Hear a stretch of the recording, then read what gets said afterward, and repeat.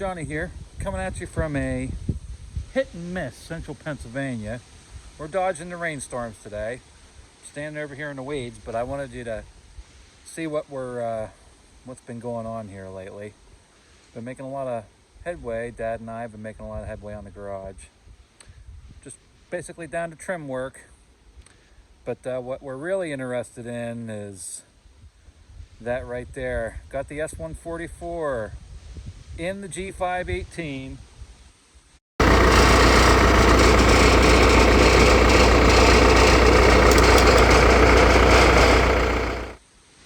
Looking pretty good, isn't it? So what I want to do today, it's been a while since we've seen each other, so I apologize for that, but been working on this building here pretty hard, and work and all that stuff, summer stuff, you know. But I'd like to get this trailer up on blocks, up on beams, and get the axle out from underneath it, because I want to take a couple leaves out of these springs and lower the trailer a little bit more so that the Jeep and the trailer sit level. You can see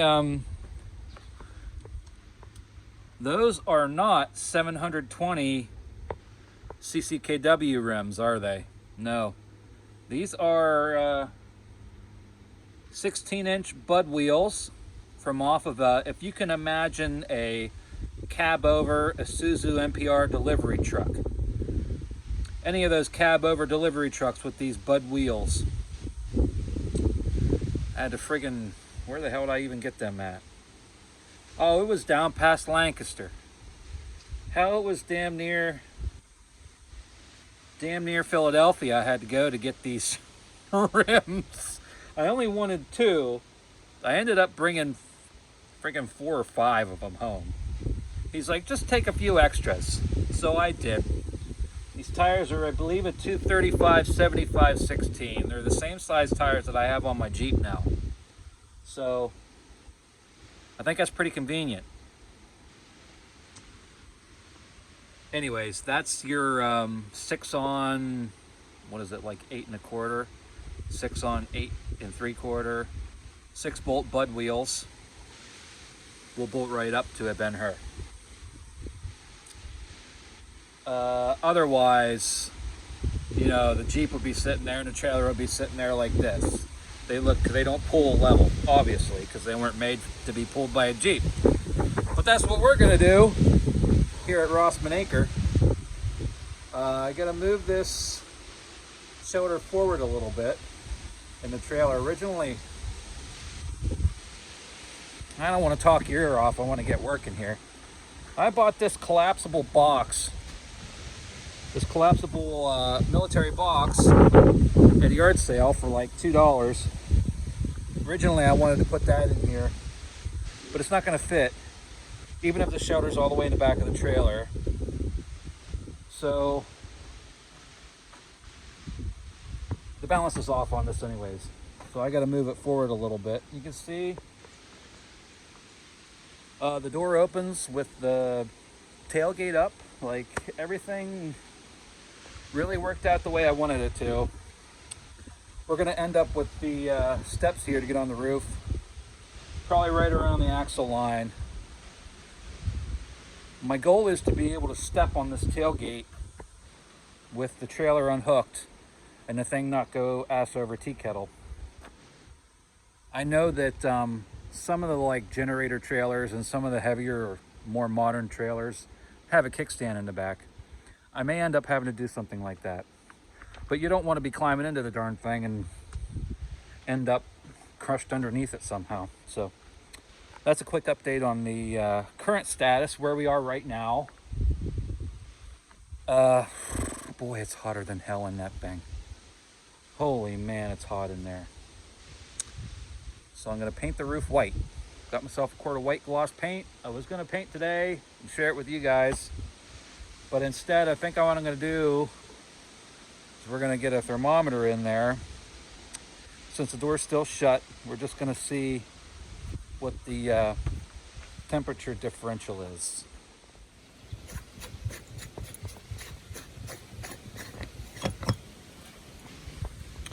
Got this little Bell Automotive indoor-outdoor thermometer clock. I am, well, we're just gonna stick this probe in here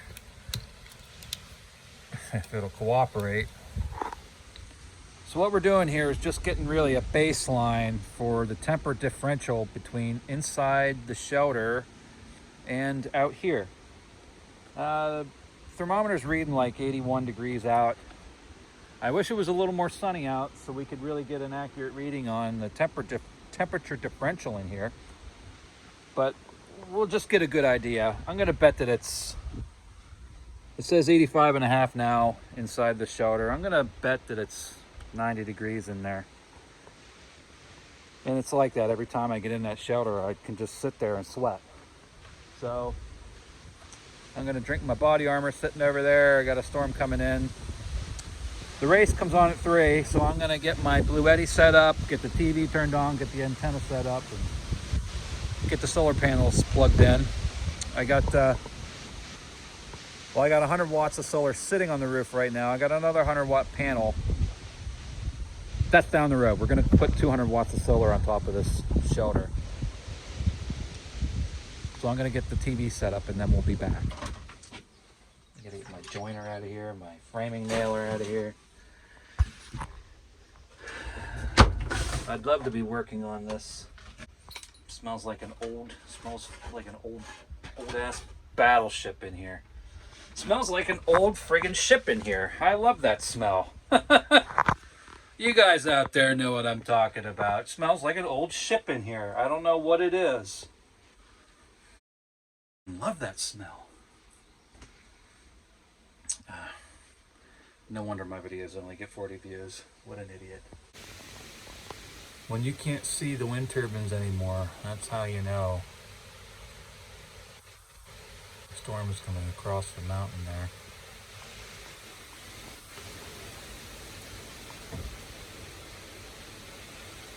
Guess I should go put my windows up, huh?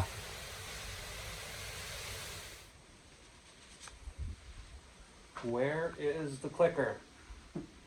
Said every man, everywhere. Oh, there it is. Okay. My TV.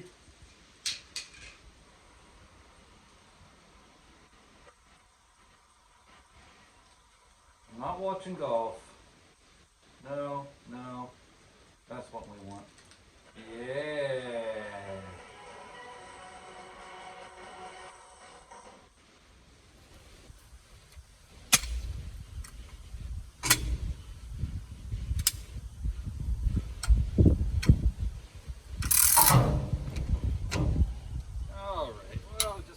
Up in the air enough here to get that beam under there. Let's try that.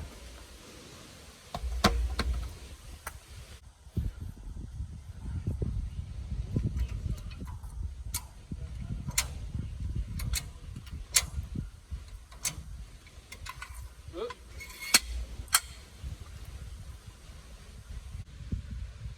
So this is actually a pretty beefy cross member under here.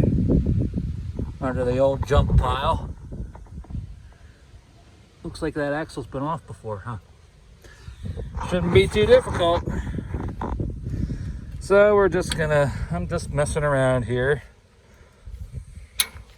I left those blocks there just so there's no possible way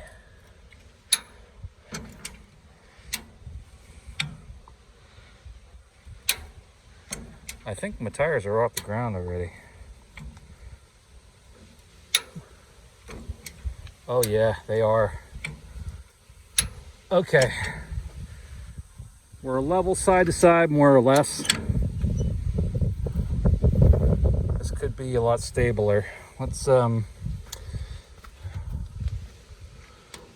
not really the most accurate, but okay, so we still need to come uphill quite a bit.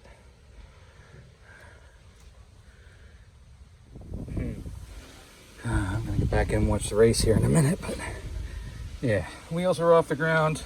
I think we're gonna let this back down so these are touching. I would feel a little more comfortable with that.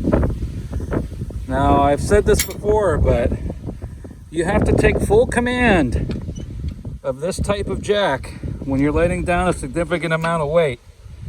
Because if you trip this and then you let go of this handle, that handle's gonna flail and the thing's gonna come down. You could injure yourself, injure somebody else. Nothing good's gonna come out of it. So you have to be totally in control of this jack at all times when you're letting something down. They're not the safest things ever. Flip it back on up so nothing can happen there, and we'll come back to this in a moment. Well, the race just finished. That was a good one. The wind kept screwing around with my antenna though, but so we got our 1.5 inch, 3/4 breaker bar, lefty tighty, righty loosey. Just gonna break these loose before I jack the rear of this trailer up.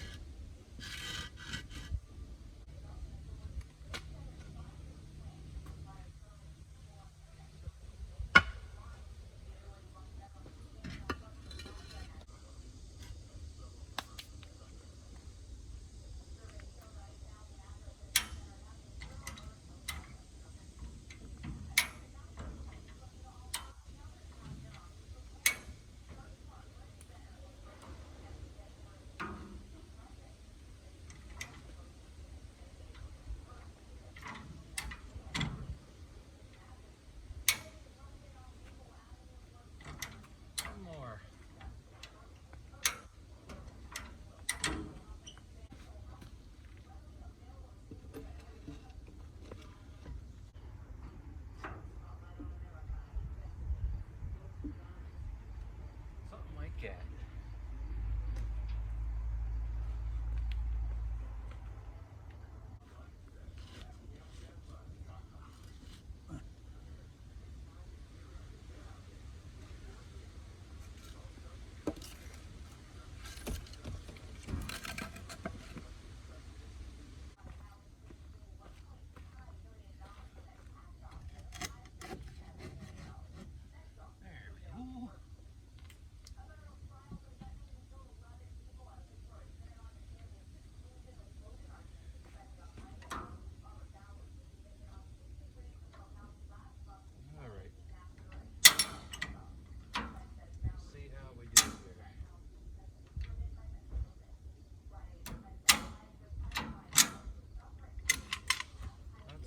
Level.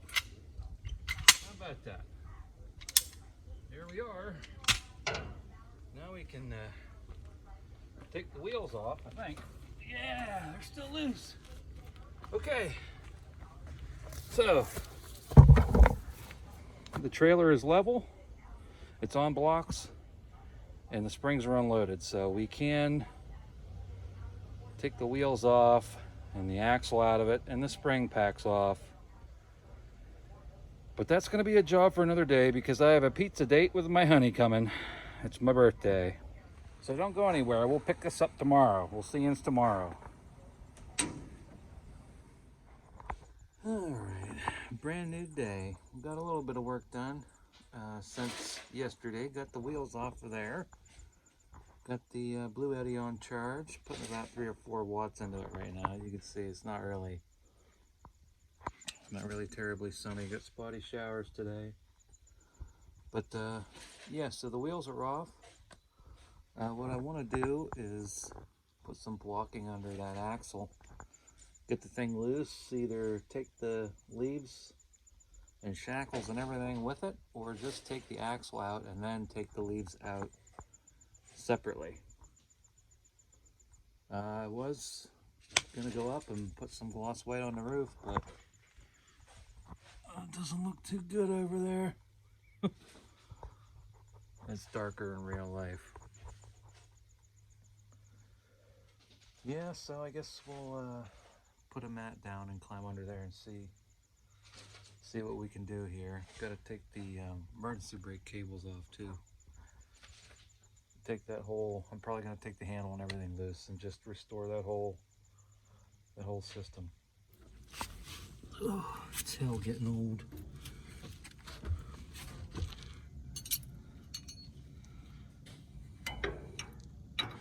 These look like they definitely have been off before.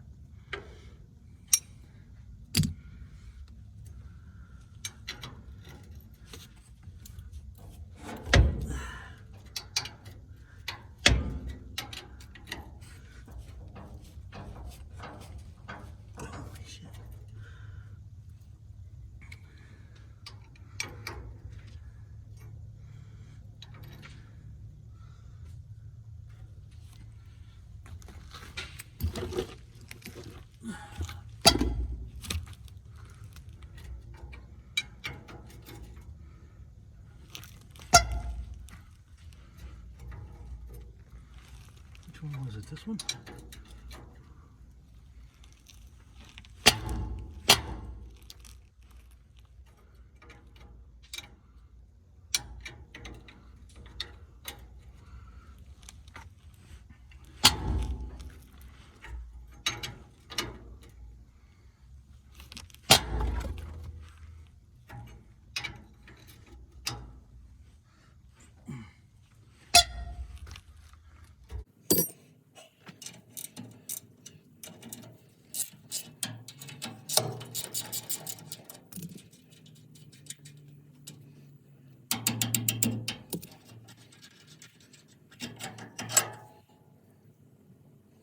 It's a nice bolt. We're running a bent now. It's bent. I can see it here. I'm going to tap the die over that.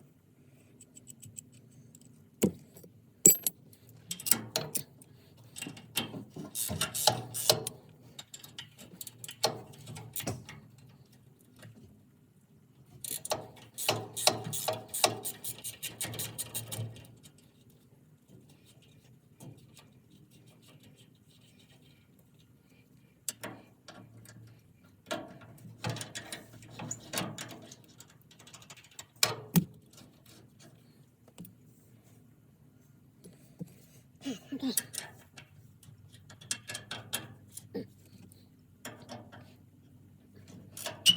Holy cow, we got her. Where in the world did that happen? Snapped lock washer broke in half. So good. Oh! Something jumped up and bit me.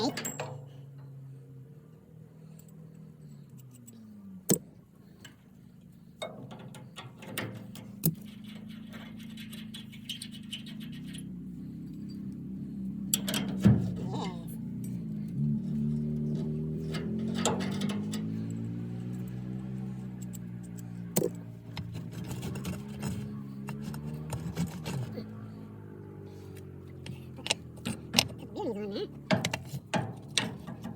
I just want to gauge how heavy that is. That's way to it.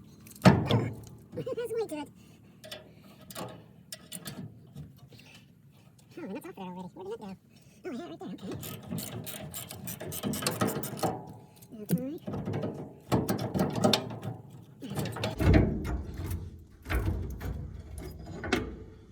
There's some weight there, but it's not as bad as I thought it was going to be. There's some, I don't know if that upper is original, but the lower looks original.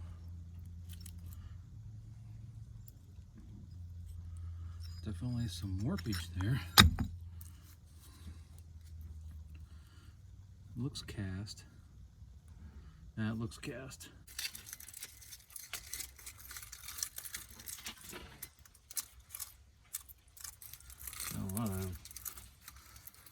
A lot of lead chips here, a lot of little snacky chips.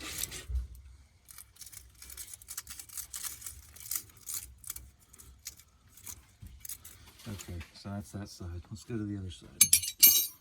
All right.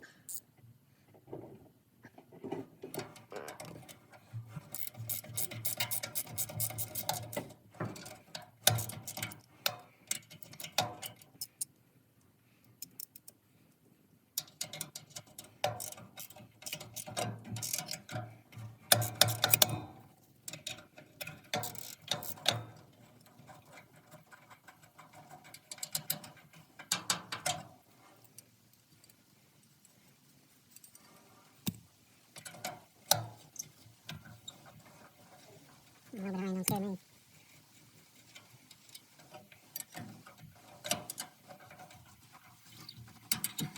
Come on up there, you tourist.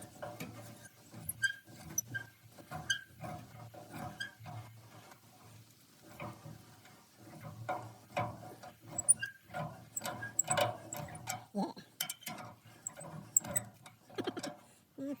First.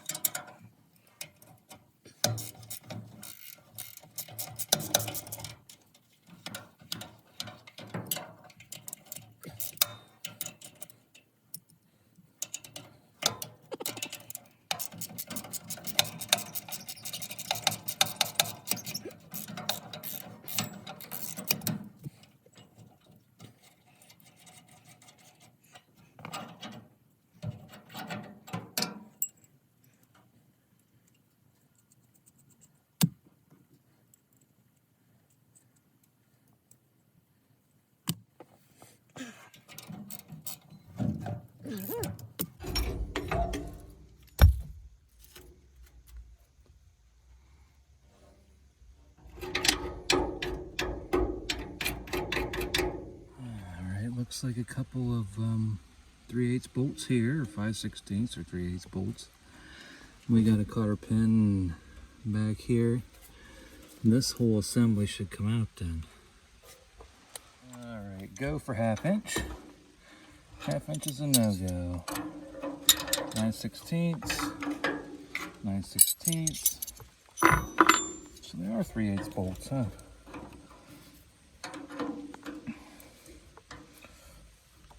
Oh, yes.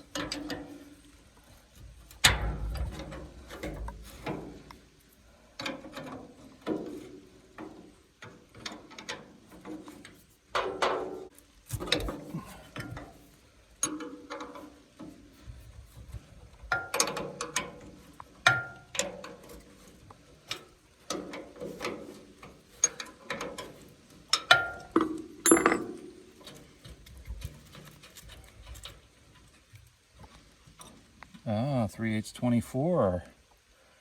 Okay. Interesting.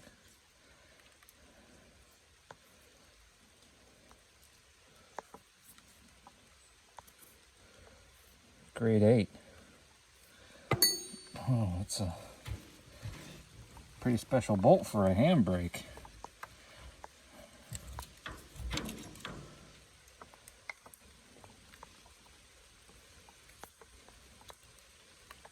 Can't tell if that's grade 8 or like Rockwell or something.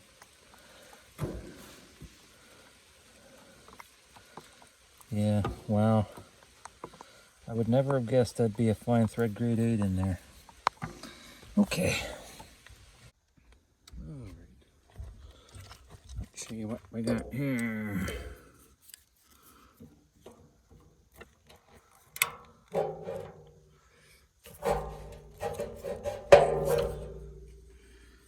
This beam might be right in my way.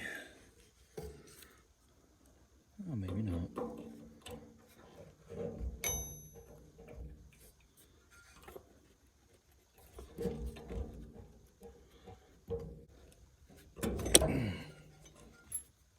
Okay.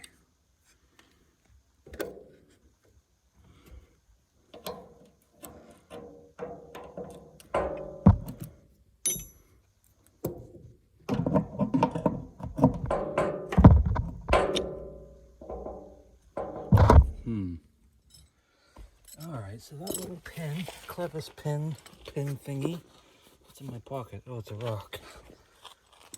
Didn't want to turn. So we're just going to take this whole parking brake bell crank out. It's like a 7/16 bolt or something. 5/8 wrenches.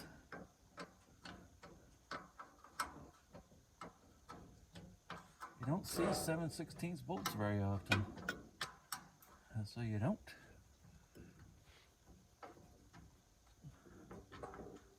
Alright. That was great. Let's see if we can get some crap in my eye. Let's pull it out and inspect it.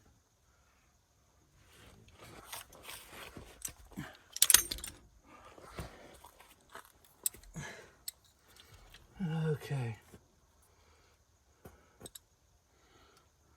7/16 fine thread. Interesting. That one might be original. It's well worn. Well worn. This pin's frozen, so I couldn't get this mechanism out. It's frozen up. Wonder if this will loosen up for me. Yes. So this might just need a new spring in here.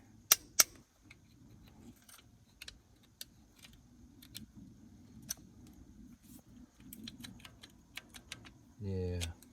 Yep. Good stuff. We'll take that apart and fix her all up and paint it. Get these clevises off of here. We should be in busyness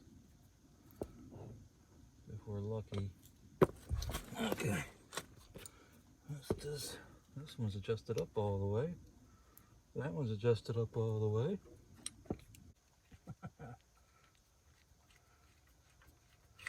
Alright. I don't think that's original. Looks like zinc coating here. It's old though. It's a round headed. It's not quite a pan head, it's a round head. Looks like a quarter 20. Should probably be a pin in there. I'll have to look at the TM. Yeah, we're almost there.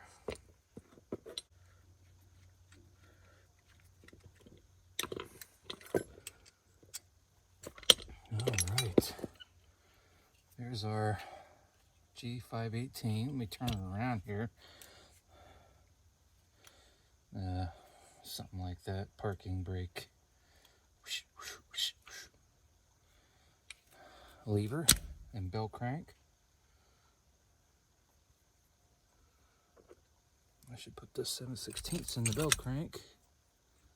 I don't know if that's supposed to have a bushing in that or what.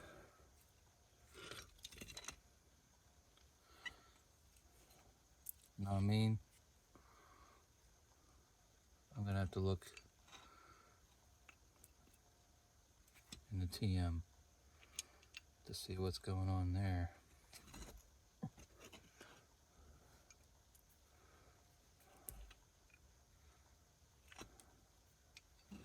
Yeah, because that's definitely not right.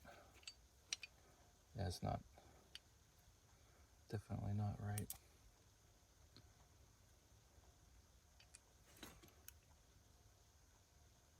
Almost looks like it takes a shorter bushing or something. Well, we'll find out.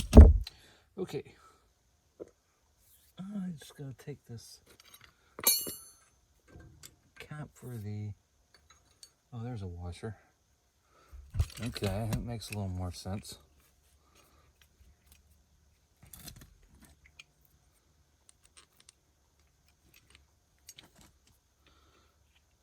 This side still doesn't seem right. Caps for the end of the parking brake cables. This one's missing on this side. The left side is still there.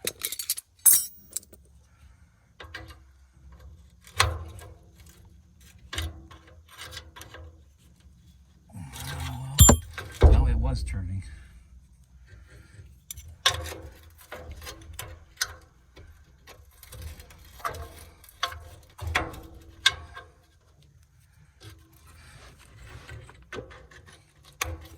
This one might come loose here. I don't know what in the world is going on with this trailer, but it's like it's half restored or something. I don't understand. And so I don't know.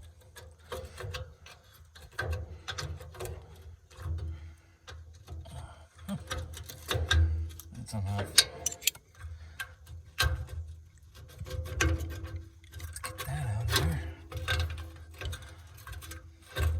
Come on out of there.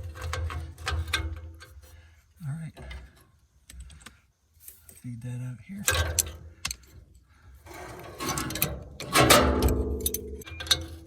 Don't look at that. You know, these are the first wrenches I ever had. I've had these since I was about 10 years old. And they say you gotta have snap-on tools. Spend $3,000 on a set of tools. That's false. I'll never believe that.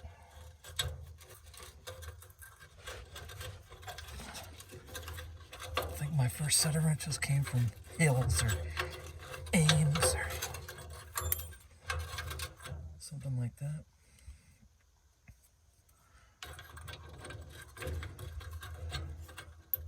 I like buying tools at flea markets and yard sales.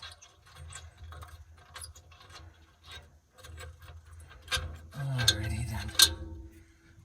Great. Very, very interesting. This captures the end of your parking brake cable, the outer part. And they did what I was gonna do. This is homemade. You can see some of the weld marks and grind marks, and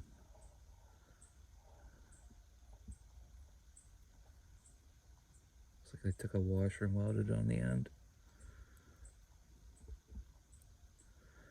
Looks like some sort of threaded bushing. These are, I don't know if these are unobtainium or raritanium. I'm pretty sure the originals were a cast piece. I wonder why it only had one. If you're going to make one, you should just make two. I don't know. A mystery lost to time. Very interesting. All right. Let's give her a hack.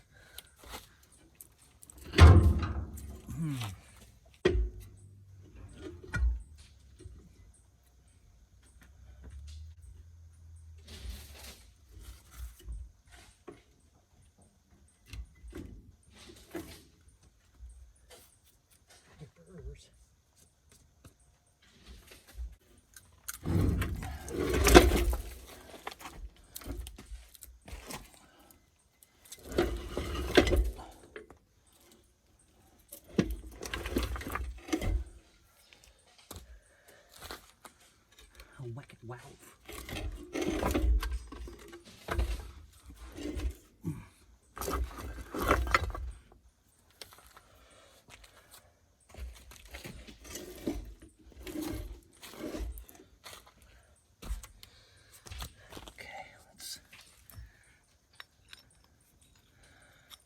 I think this was homemade too. Doesn't quite look like the original. Interesting.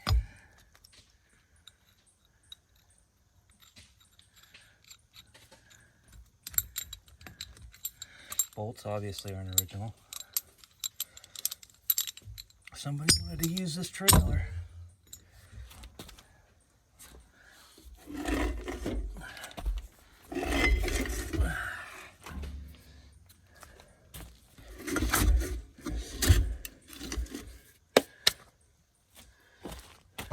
Okay, here we are. Bent her axle. Maybe you've never seen one before. There will be a tit underneath these spring packs that engages into. At least there should be, huh? Phew! Yep, it has some weight to it. All right, now this can go inside. Hey there, friends. Welcome to day 3 of this video. Last night we got the axle out of this Ben-Hur trailer. It's wall-to-wall sunshine today. 73 degrees according to the Jeep's thermometer on the way up the holler. And I want to get in here and get an accurate reading on our temperature differential. So we're going to get in here and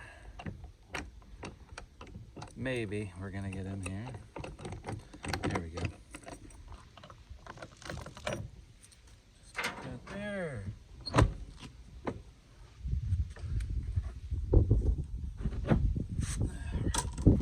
Let's see what we got in here. Ooh, it's warm in here. All right, 73 out, like I said. And it is 88 degrees in here. So that's a temperature differential of 15 degrees. So this is the last chance we're gonna have to get a good, accurate baseline reading because it's not supposed to rain for a week. I wanna get this roof painted today. That, and we're gonna play around with the rear a little bit, get a hubcap off, maybe. And I gotta get the thing in there and get them on sawhorses, get the axle on sawhorses. So, see if I can get down here. All right. I get my solar panel out and set up, get the other solar panel off of the roof. And what I want to do a little bit of exploratory drilling today. I'll explain in a moment what I'm talking about. Okay, so I got the axle and hub assembly complete under cover now, so we can work on it in the rain, etc. And tear it down in here. I deadlifted that sucker like a barbell. I'm gonna guess that that's at least 150 pounds, probably closer to 200 pounds. What I want to point out is these hubs, I know of at least one other person that I know of that has had these drums crack like this. Both of mine are cracked. I oriented them up to the top so you can see. And what's notable about these drums is they appear to be a composite construction. I don't know if I can get in here close enough to show you, illustrate this point. They both cracked in the same fashion. They cracked across this breaking face, but the crack didn't propagate down into the face of this drum. The crack ends right at the end there, and if you inspect it closely, it looks like this is 2 pieces. So thinking in regards to manufacturing and the way the world was at that point, the arsenal of democracy, do we think this is a metallurgical error, mechanical properties of this drum? Because I know of at least one more, and as I understand, these drums are known to crack there like that across the actual drum. Or did someone just leave the brakes on and smoke the brakes and crack the iron that way? I don't know. All I know is this is not the only Ben-Hur that has cracked drums. So it could be a manufacturing error in how they assembled these drums. I'm not sure. These drums are a 5-bolt. And I don't know if these went on other trucks or not and they adapted it over.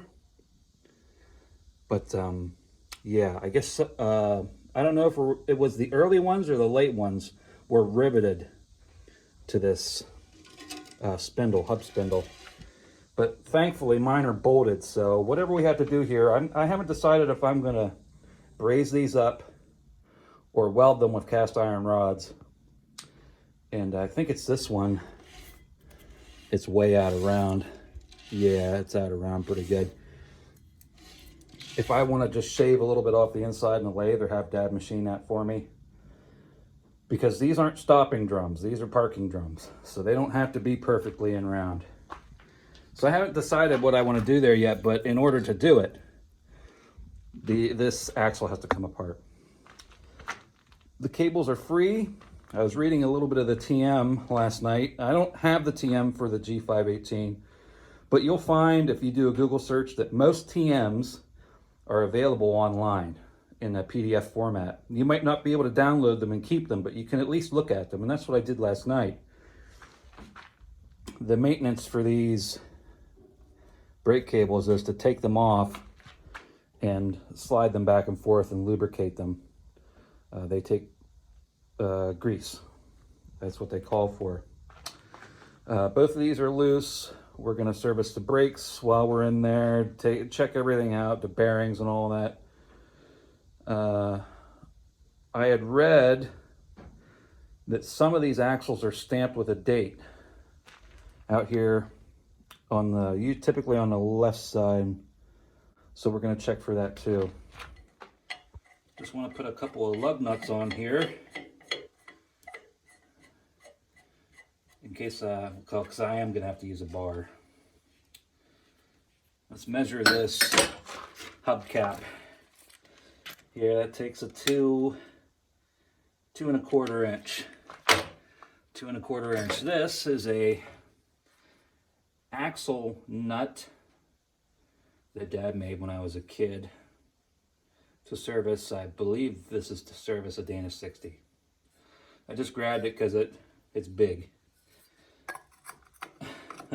And when you know it, that's going to fit on there. Oh, they're not even tight. Oh, great. How about that? I brought the big adjustable and the pipe wrench. Okay, that's good. Didn't even need to bring them nuts. We'll measure this axle nut while we're here. That measures at 1 5/8. That is a 1 5/8 nut. So we'll need a 1 5/8 socket to get that out of there. It's a castellated nut. Has a cotter pin. They say in the TM to adjust these, you run that nut in until it's tight, and then you back it off until the first notch, which is generally accepted practice for adjusting hubs like this with Timken bearings. Oh man, this drum is quite wild looking. It's really out of whack, really bent.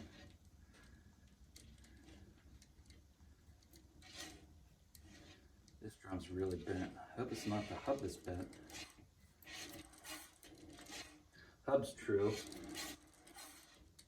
You can probably see that drum going up and down, but it's actually, it's gyrating. We'll get to that. We'll get to that. Next step. We're going to paint the roof now. You may notice that I pulled up my trousers this time. Those of you that know me. Oh, great. A little water in there. That'll dry pretty quick. Sit down there for now.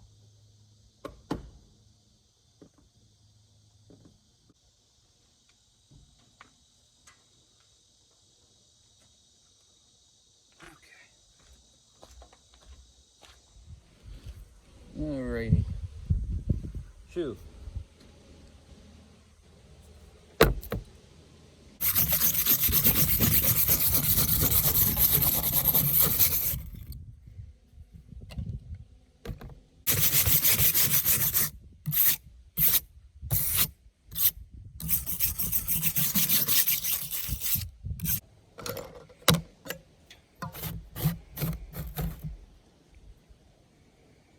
Note, I am not sponsored, endorsed, approved, accepted, or even liked by Magic. This was the cheapest paint I could find. I got this at Rural King, also not endorsed by Rural King, but I really like that store. Just $10.99 for a quart of oil-based paint. Not bad.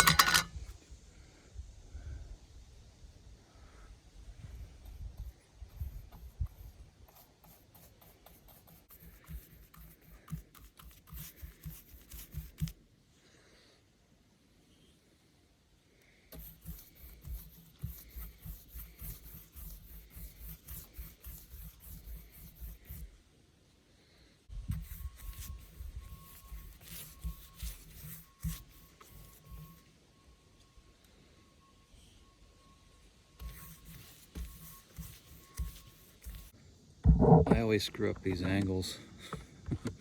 Then I have to end up just deleting the whole scene because the angle was so screwed up. I'm not going to come all the way out to this corner because you can see this needs recaulked.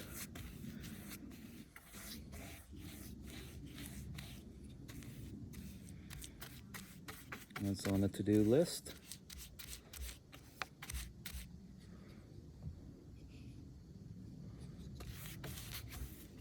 I don't know if it would matter or not, but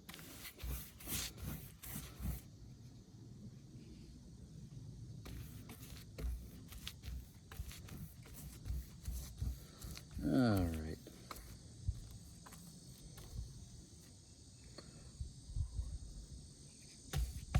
Not too bad for a once over. That's not perfect, but okay for the first coat, and that ought to do something, you know? You touch that stuff, it's so hot. So those of you who've been following along for a while know that I got a sagging ceiling problem. And no, it's not just because I'm fat and I'm standing on the roof, but that might have something to do with it too. So this is your grab handle, and this has to be into some serious structure. Okay, or else you'd grab a hold of that to pull yourself up on the roof and you tear the thing out of the roof skin. So if I'm stand here, put my weight on this, it feels like there's a structure all the way across this roof. Whereas if you watch closely, I'm going to put my foot out here where there is nothing. It has a much more give to it. I don't know if you can see that or not. Should be able to see it there. The whole roof skin is flexing compared to standing right here. So what I want to do is I want to measure from the outer edge of the shoulder into where I believe there is a structural member that goes across the shoulder. Transfer that number to the inside and do some exploratory drilling up through the ceiling. Not all the way through, but through the ceiling skin to see if I can rivet the ceiling up to that structural member. Because my ceiling skin's sagging, and I don't want to tear the skin out just to see where these structural members are. I haven't been able to find an exploded view of this small shelter.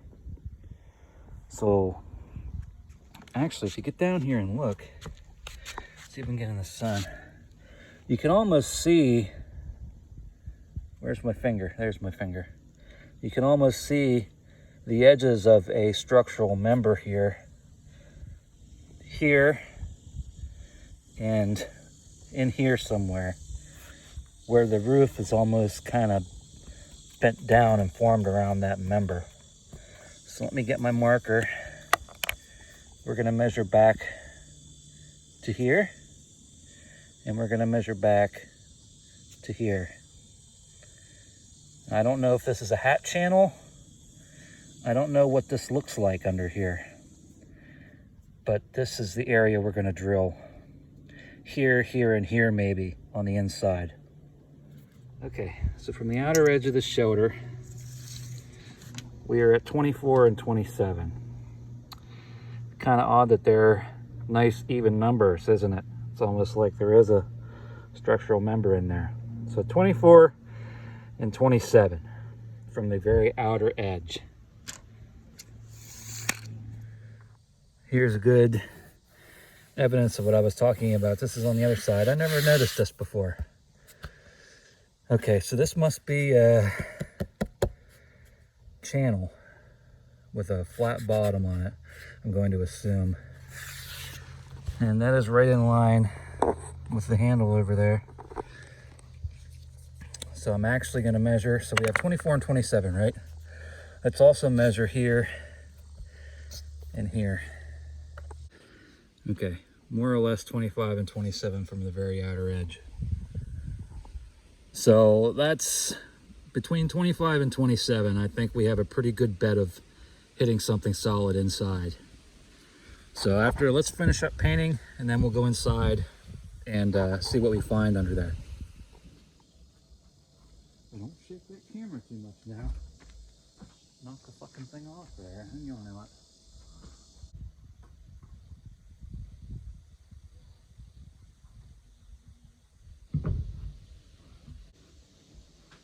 Oh, now we're sinking.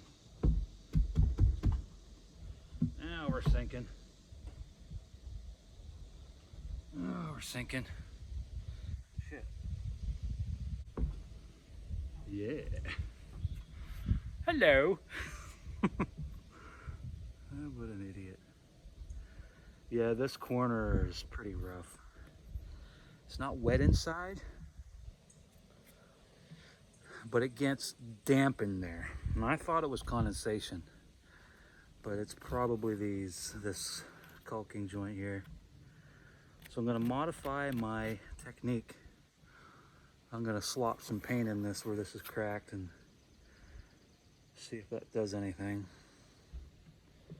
I don't know.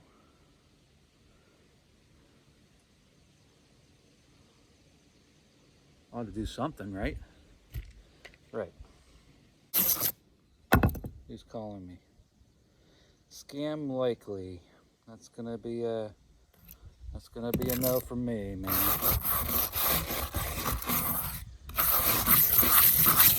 Aren't we having fun? We sure are.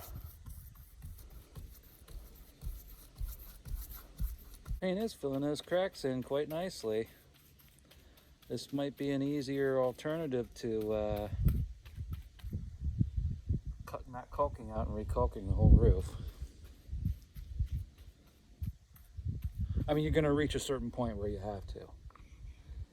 But as a stopgap measure, I think this might work for now. I'm really impressed. I mean, it filled all these cracks in. The paint did, I mean. Put a little extra in there for good luck.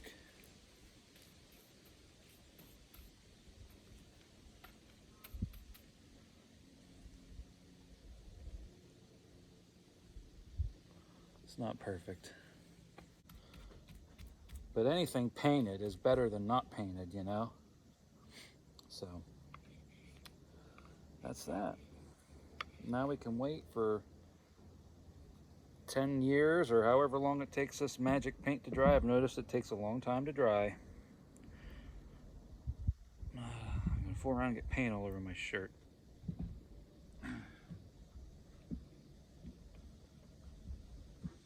So check this out. I bought a pair of these Do-Ray Knobby reflectors on eBay, and I've seen a couple pictures of Ben-Hurs with this style of reflector. I've seen other Ben-Hurs with a style like this, but with far fewer marbles, glass marbles. But I saw these and I said, well, these are just the ones I'm going to put on here. It was a great deal.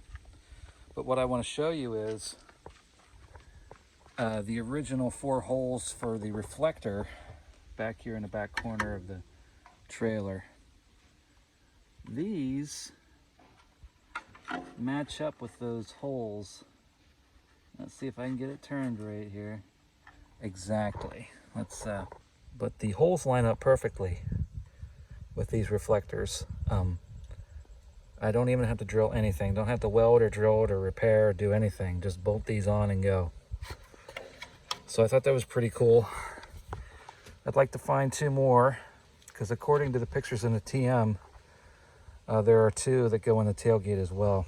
So if I find 2 more of these, I'll put them back here. But for now, I'll just put these 2 that I bought here.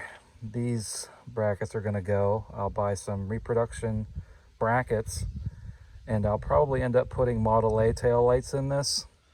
All right, we need the tape measure. That was 25 to 27, I believe.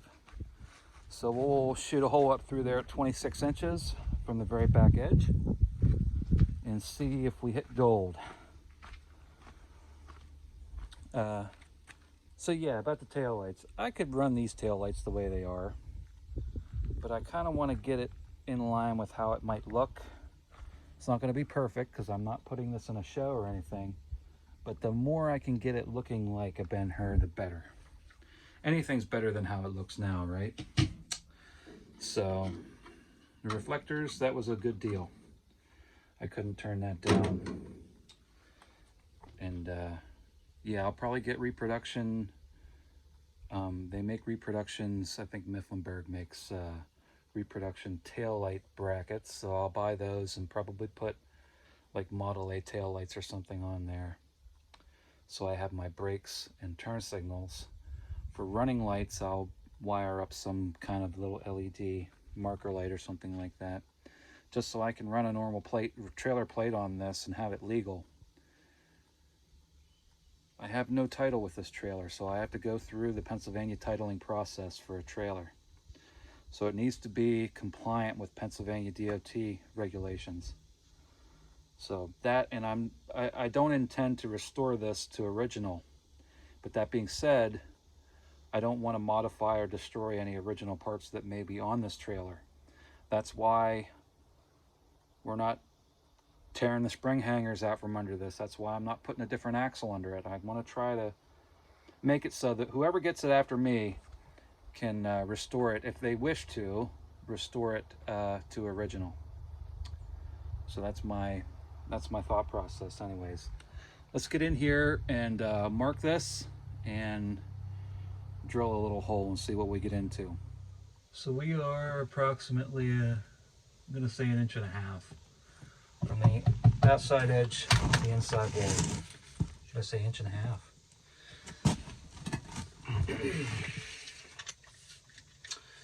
1.5 inches to 25 is 23.5. So gonna take our marker about in the center here, 23.5. Mark it right here. Now that's 25. It was 25 to 27. So let's come over here another inch right here. That should be in the center of that beam. Over here, can you see that? Yeah. Let's see what happens.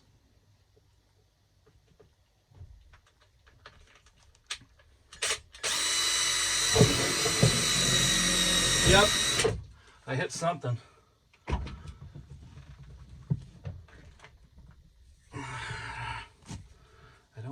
I need a flashlight. Okay, so we drilled up in there, and there is aluminum up there.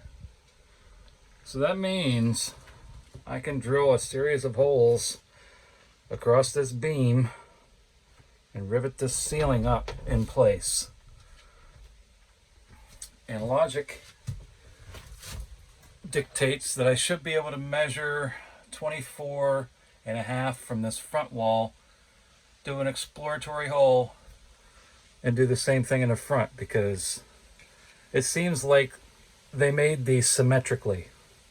So between these 2 rows of rivets, I should be able to get this ceiling up, at least from falling down on me, which is a huge relief, because I was just starting to design some kind of strut that went front to back, and trying to figure out how I'm going to run my light with the strut. It was just really boggling my mind as to how I was going to reinforce this ceiling. But if I can just run some rivets across here, That's what we'll do. So now let's, I'm going to measure from the front back and drill another little pinhole and see if I hit aluminum. If you drill up through there and you keep on going and you sink the drill bit in about an inch, you know you didn't hit anything, you're going to drill through the roof. So luckily, well, you saw, I punched through and then hit something, and then, you know, so. Next one. Okay, we're up front now. We have our center at 24.5 marked. We're gonna shoot a pilot up through there if I can find my, whoa, it's staying with me. Impact gun.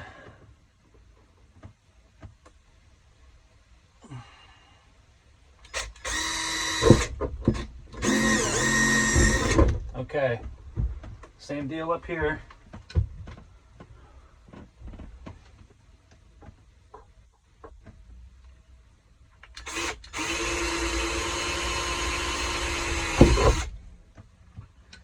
Now in the TM, they want you to put a stop on your drill bit, so you don't, there's no way you could accidentally drill through either the ceiling or the roof, depending on which way you're going. Let's get up there, and yes, there's aluminum up there. That's great. So, my hypothesis was correct. We have two structural beams in this S-144 at 24.5 inches from the inside wall in either direction, front and back. That means I can run a row of rivets across the roof, across the ceiling, and across the ceiling, and get this, hold this up in the air here. And the TM calls for tapered head rivets whenever you're working on the interior like this. But I don't have any tapered head rivets. So am I going to wait, or am I going to send it? Let's get at least one rivet up. I'm going to get at least one rivet in these holes that I already drilled in the center, and then mark the rest of them out, and then think on it. It doesn't really matter, does it? I'm just happy I'm giving this thing a second life, because this shelter sat in somebody's driveway for 20 years and was shot at, being a Vietnam bring back. I'm just glad I can, you know, give it a little love. One last thing before we go, I'm going to pivot around here and show you my plans for this breaker box. I want to use the original breaker box. So let's talk about that a little bit. Okay, so this is the original breaker box for this shelter. There's a series of wire mold track that goes all over the place. I'm pulling a lot of this wire mold out, redesigning the electrical system in this shelter. But all the wires are going to be behind a wire mold. So I'll design that in the future. I mean, I have a print sheet, a schematic drawn. But as time goes and as we work on the shelter more, you'll see how that gets laid out. To start, this is a fan, a 120 fan. I believe it's 120. This is going to come out. There's a vent on the exterior. That's going to come out and get blanked over. This breaker panel, I want to move all the way up here, because I'm going to have at least part of a fold down bed here up against the wall. It's going to fold down here. On this side, this half of the bed and bench is going to be built in. Down here at this level, to show that this fender well is going to be built out almost to the door. And that's going to be somewhere to sit and relax in the rain or in the evening. This one's going to fold up out of the way, fold down, and the center part of this might be cushions that attach to this wall that come off and go in the center. And then you have a whole bed. This whole thing will be a bed. In order to do that, I need to move this breaker box up here closer in the corner. Probably have the top of it. We're going to move it up a good 10 inches or so. So If we do that, that gets the bottom of the breaker box up there almost at the top. So somewhere in there, that's pretty good. Okay. Anyways, this breaker panel. This is a shore power switch that I bought on Amazon. My plan is to be able to plug this unit into a campground when we're on shore power. I want to have a jumper in here that goes over to the AC charging unit for the Blue Eddy, which is going to be mounted here pretty much where that rectangle is where I want the Blue Eddy. So it will charge when we're on shore power, running on shore power. Center position is off, and this is interior power. Basically running off the Blue Eddy. I'm not going to use this switch, it was broken anyways. These two switches I want to use, and they're really nice old Bakelite switches. I love this old stuff. I want an auxiliary switch and a light switch. Auxiliary either will be exterior power, because I want to have a exterior 120 receptacle hidden somewhere, so I can plug into the shelter and power it from in here and not have to run a drag cord. So one of those switches is going to do that. The other one's going to be lights, all running through a breaker. And I have blanks. I bought blanks for this. These are square D breakers. This is a 40 amp breaker. I don't need a 40 amp breaker in here. I went and bought a 15 amp job, because all I'm going to be running is a TV and lights and maybe a couple fans. So that's going to go in there. If it'll fit, it should. And that's pretty much it for this breaker box. It's pretty much done, besides being moved up. So when the bed, this side of the bed is folded up against the wall, you know, it'll be a straight shot all the way here and all the way back, all the way forward, I should say, and come up to about where this conduit is. Okay, so that's the last thing I wanted to talk about today. I'm going to run a couple rivets into the ceiling, and that's going to about be it for today.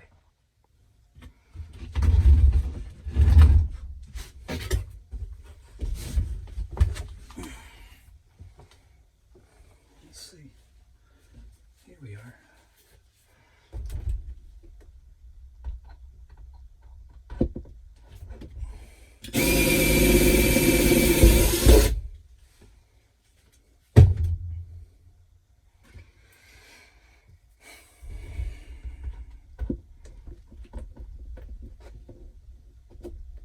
Meow.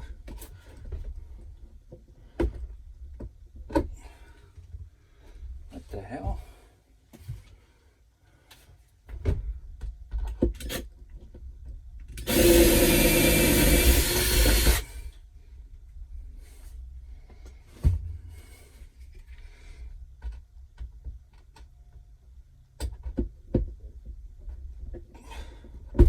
Surely you jest. Push up there real hard.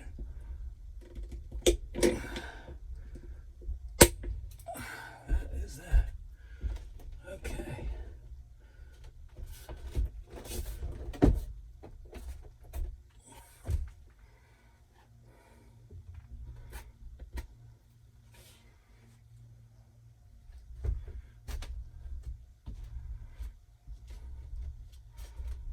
I'm pretty satisfied with that. Well, friends, I'm going to wrap up this video before it turns into a 2-hour-long episode and head off to work. Monday fun day. I'll try to get this video edited and uploaded tonight, if I can. On my break time, of course. We got a good bit done, though, didn't we? I mean, we did get the axle out from underneath it. We got the parking brake assembly out of there. The bell crank out of there. Took the hubcaps off. You guys got to see for yourselves a Ben-Hur axle. There's not much out there for these trailers in the ways of videos, so maybe if I can, that's something I can contribute to the hobby, to the military vehicle collector's hobby is just recording this as I go. We got the roof painted. We got a couple of rivets up in the ceiling. That's going to save me a lot of work because I was trying to brainstorm how I was going to run a structural member from the back to the front, how I was going to tie it in to get the ceiling up, because I want to mount an LED light strip down the center. And you don't want it just like hanging there flopping in the breeze. You know, you hit a pothole hard enough, the friggin' light falls off the ceiling or something, you know. You don't want that, so that saves me a lot of work. I'll run a series of rivets across those two members that I showed you, and then I can install riv nuts right where I need to, right into that skin. I'll be pretty satisfied with that. So thanks for following along. Thanks for watching, and we'll see you out there. Keep on jeeping on. I'm going to work on this a little more regularly now, so you won't have to probably wait another 4 months for a video. So see you next time. Thanks for watching.